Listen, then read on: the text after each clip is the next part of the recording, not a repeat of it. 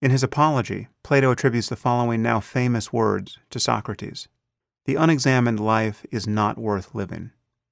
Now, whether or not that's strictly true, the unexamined life is certainly needlessly painful, both for oneself and for others.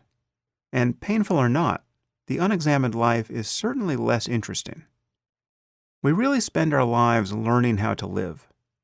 And this isn't necessarily as absurd or as tragic as it sounds. Most of us find a pattern of living that makes approximate sense, and we tinker with it for decades. If you're lucky, you'll discover that you can live more or less the way you want. But even if you are lucky, you'll find that it's possible to want the wrong things, to be lured into squandering your time and attention, to be bewitched in a way by things that don't really matter. Even if you're lucky, happiness can be surprisingly elusive. So why meditate? The basic logic is quite simple. The quality of your mind determines the quality of your life. Happiness and suffering, no matter how extreme, are mental events.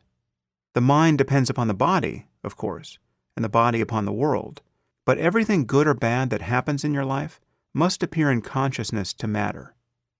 Now, this fact offers ample opportunity to make the best of bad situations, because changing how you respond to the world is often as good as changing the world. Of course, you can try to change the world. You can try to get everyone around you to behave exactly as you want. You can try to never get sick or injured. You can try to keep your favorite possessions from getting damaged or lost.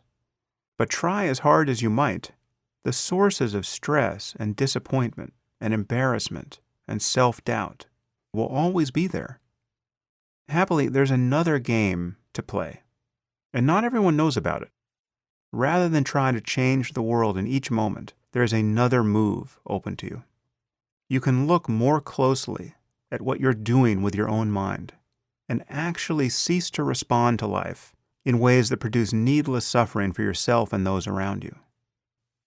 When we're lost in thought, there are certain things we tend not to notice about the nature of our minds.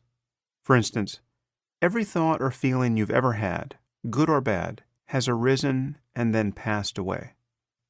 The anger you felt yesterday or a year ago isn't here anymore, and if it arises in the next moment, based on your thinking about the past, it will once again pass away when you are no longer thinking about it. This is a profoundly important truth about the mind, and it can be absolutely liberating to understand it deeply.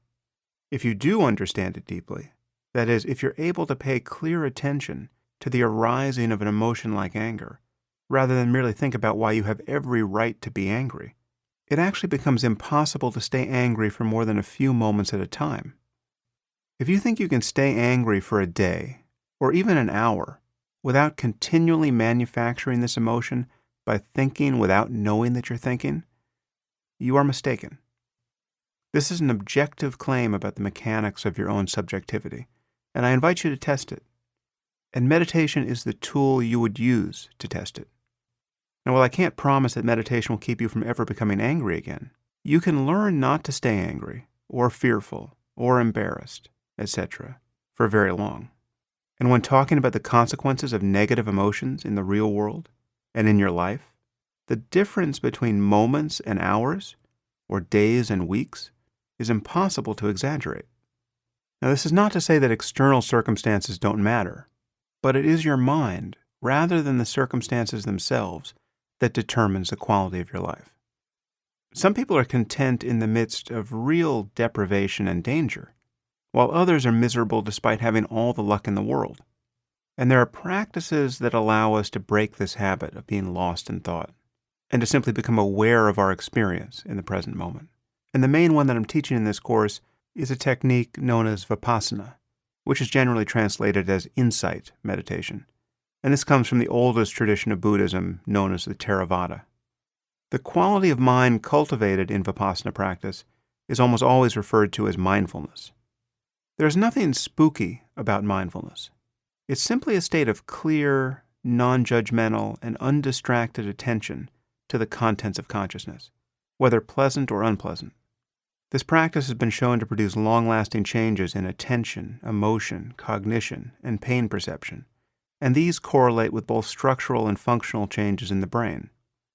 Mindfulness is now very much in vogue, of course, but it seems to me that there are still many misconceptions about it.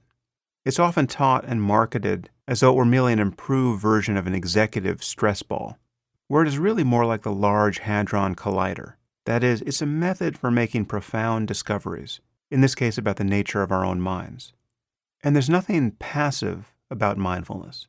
You could even say that it expresses a certain kind of passion, a passion for discerning what is subjectively real in each moment. Being mindful is not a matter of thinking more clearly about experience. It is the act of experiencing more clearly, including the arising of thoughts themselves.